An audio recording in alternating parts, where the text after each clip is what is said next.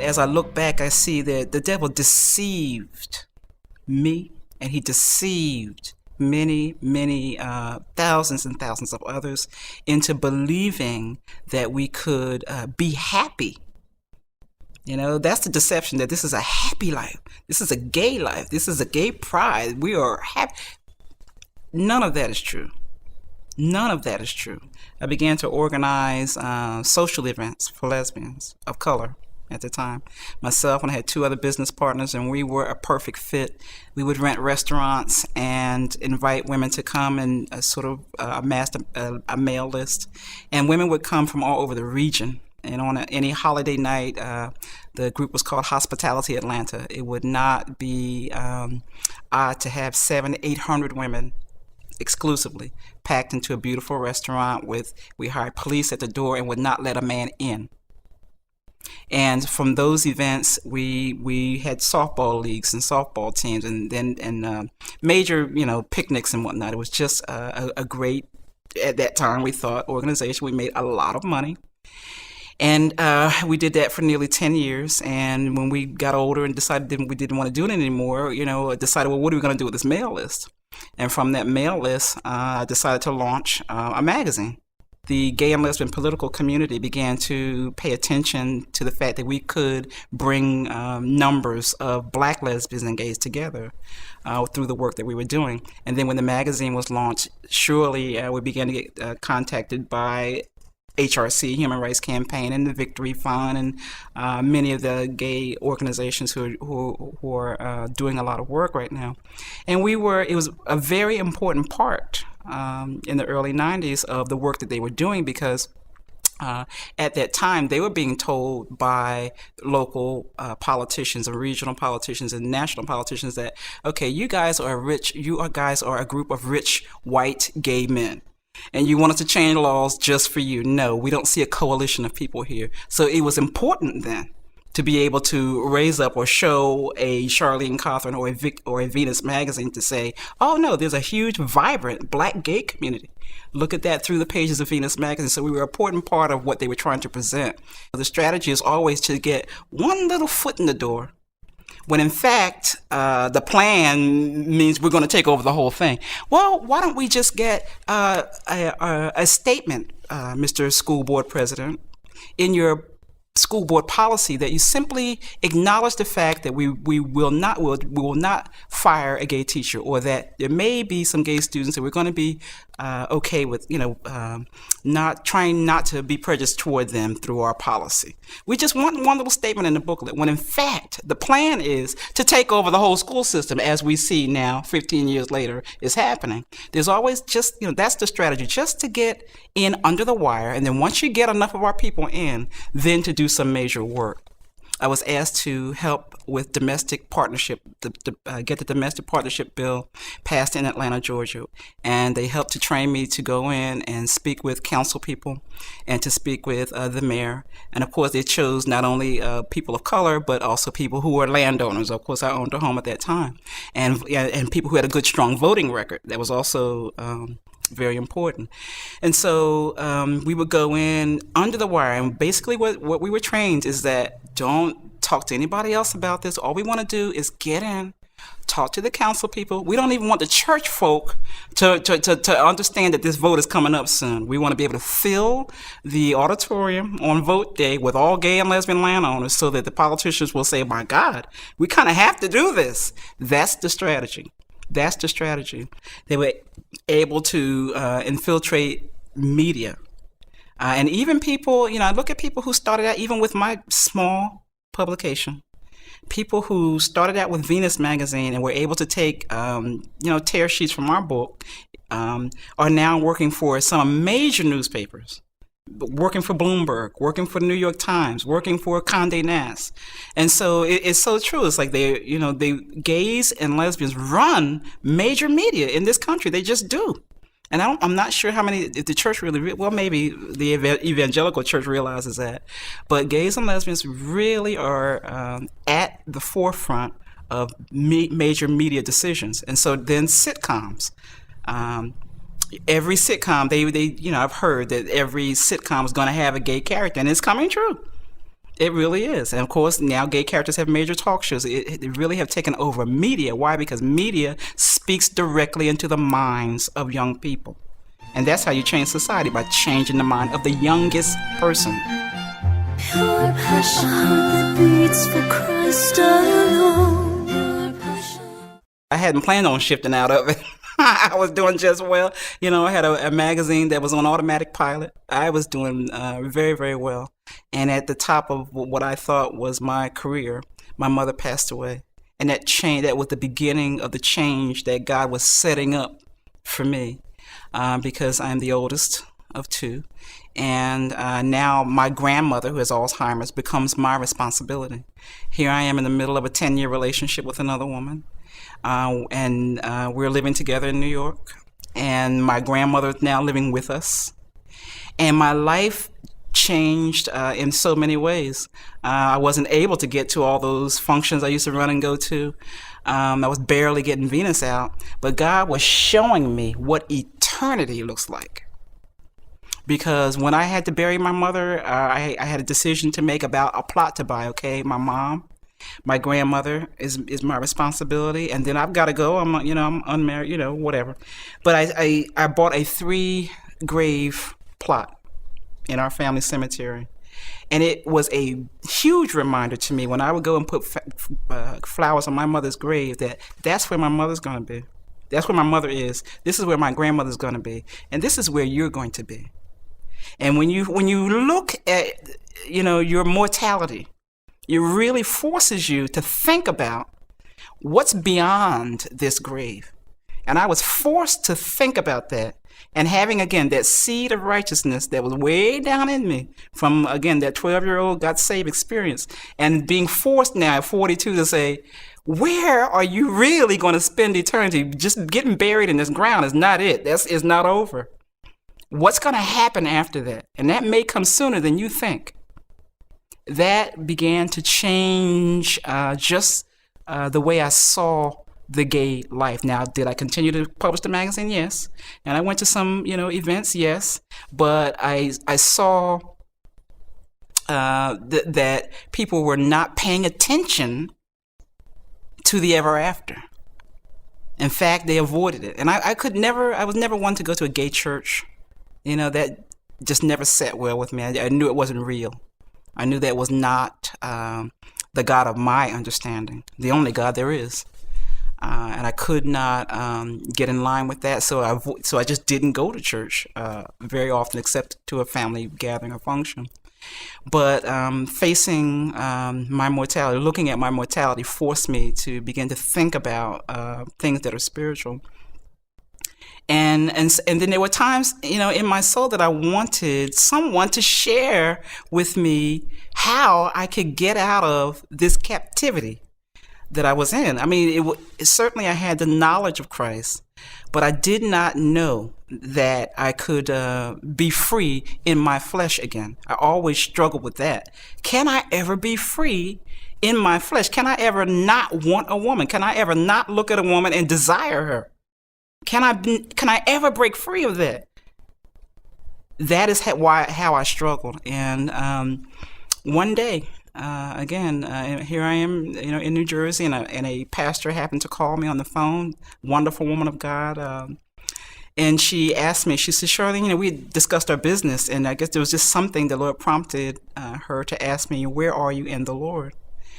And I said to her, in my spirit, I wanted her really to help me with this dilemma. How do I get free of my flesh? I said, but if you discuss the flesh with her, the kind of flesh you're talking about, this woman thing, this woman is going to, run and hang up the phone and never talk to you again. But that's not what happened. That's not what happened. She listened to me go on, and then something, my pride kicked in, and something said, well, just tell her about all the accomplishments you've also made as a lesbian. You've published, you've traveled, you've done this, you've done that, and let her know that even the money you make from your gay publication is what allows you to do the small community publication for them. It's gay dollars that support it, So all of that kicked in, and she allowed me to go on. And she said, let me tell you something. She said, I can see in the spirit that you want want to come back to Christ, but you can't figure out how to be you know how to get free, but you can't figure out how to stay free.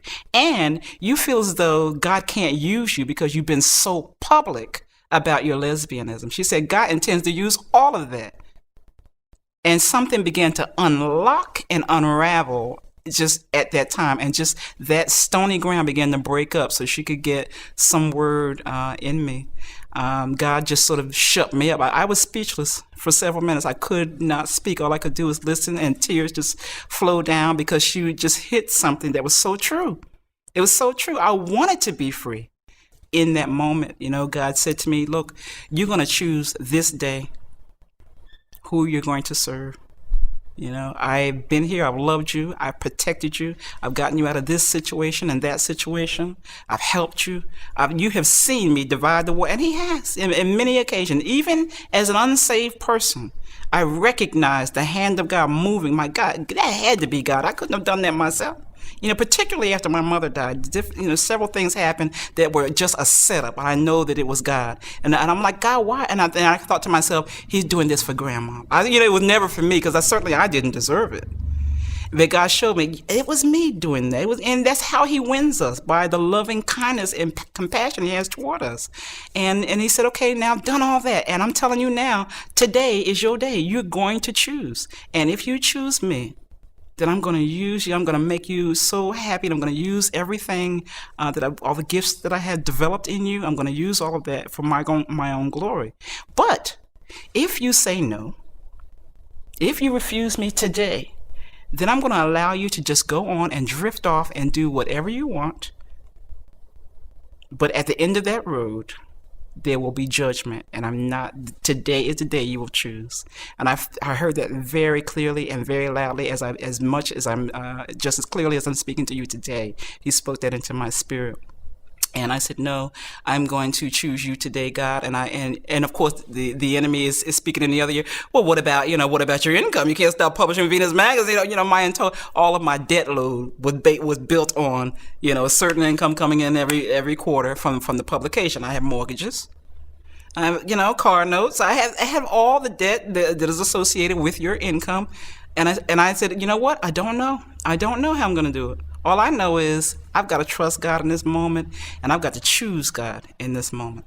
Oh, yeah, well, what about the speaking engagement that you've already been paid to go to New York City to the Schaumburg, New York City Gay Pride? You're going to have to do that. What are you going to go there and say? You can't get saved today is what the enemy kept saying. You can't get saved today. And I'm like, I don't know what I'm going to go there and say, but I know that I'm going there as a saved person because I'm choosing the Lord today. And it seemed like after I just gave the enemy the last blow, he just said, okay, well, let me go bother somebody else. And then tears just began to flow. And I felt the overcoming of the Holy Spirit in me like I've never felt before. Something just churned down on the inside. God began to break up some ground in me. And I cried in that car, and the pastor stayed on the phone, and she asked me, will you pray the sinner's prayer with me? Because she asked me twice before, and I said no, because all these things were going off in my head. But the third time, she's so persistent, and I thank God for that. She was so persistent. The third time she asked me if you would pray the sinner's prayer with me, then I said yes, and I prayed the sinner's prayer with her, and the Lord came into my heart that day. The very next thing after getting saved that Tuesday was that I went on to Schaumburg, and this was about 2 weeks later. I went on to the Schaumburg. I didn't call ahead and let them know that I was going to have I had a change of life. I just said, God, you're going to show me. And he'd already shown me in just a passage of scripture that, don't worry about what you're going to say. I will give you the perfect timing, and I will give you the perfect word to share in the perfect moment. But on the other side of my mind, I'm like, yeah, but I know the gay and lesbian community. I'm like, oh my goodness, they're going to have a fit. They're going to have some kind of fit on me. And I won't say that I wasn't frightened, because I was. Now, I was part of a panel discussion. I wasn't a keynote. And these were all publishers. These were people who I traveled with before. Every time we would go to a session, we knew who each other. There was a book publisher and the magazine publisher and the one who just got a new book out. So we were all sitting there. We were all sharing about our experiences. And the host, of course, would ask a series of questions. And I think the first set of questions was, how did you all get started? And certainly shared how Venus got started, and everybody else did. And how did you gather the audience that you have now? So I was able to share that. But when the last question he closed with was, where do you see your publication going now? And I knew that was the door that God opened. This is where you tell them. And so I began to say, I said, the direction of Venus is going to change 180 degrees. We're going totally in an opposite direction. Our mission up until now has been to encourage gays and lesbians to stand up and be who they are, in the community, and come out of the closet and be proud and let your parents and neighborhoods know. We're going now in the opposite direction. We want to let gays and lesbians know that this is not what God intended. And I tell you that you could hear a pin drop in that auditorium. The host, I wouldn't look to the left or the right at my friends. And I tried not to see faces. I tried like Jeremiah, don't even look at their faces. Just say what God says and let it go forth and let the chips fall where they may. And I said, this is not what God intended. And Venus is going to now instruct people on how to get out of homosexuality. And not only that, but you can't just get out on your own, that it takes a committed relationship with the Lord Jesus Christ. And this is what he's done for me. And, there was time for others to speak, but it was like, it took a while for the silence to break up. And I let it sit, there's nothing wrong with silence sometimes. And I didn't say anything and they didn't say anything for a minute. And the host, when he finally got over the shock of it, went on to the next speaker.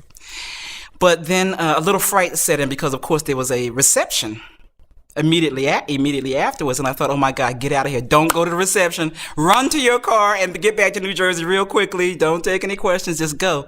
And the Lord began to say, no, if this is your ministry, then this is where you begin. You're going to stay and you're going to take whatever comes. And I thought, okay, well, they're going to be pretty ice cold to me. I'm going to be, pretty isolated, at this reception. And, you're going to be standing here and the rest of the crowd are going to be over there kind of looking at you like she's lost her mind. But that didn't happen either.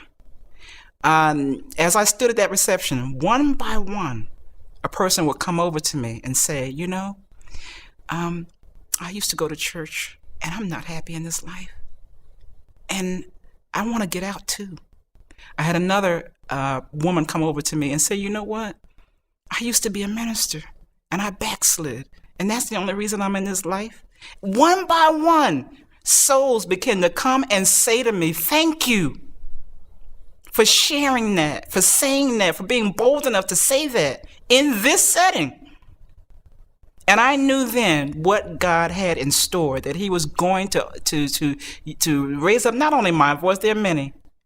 He's raising up a new nation who has experienced this thing. And so now these people can't look at me the same way they might look at a Baptist preacher or a Pentecostal preacher who's not walked in those shoes. They can't look at me and say, she doesn't know what she's talking about. She's just being prejudiced against me. They know I was in the same thing that they were in. They know that I was stuck in the same flesh, struggle that they were stuck in. But I am free. Pure passion that beats for Christ alone.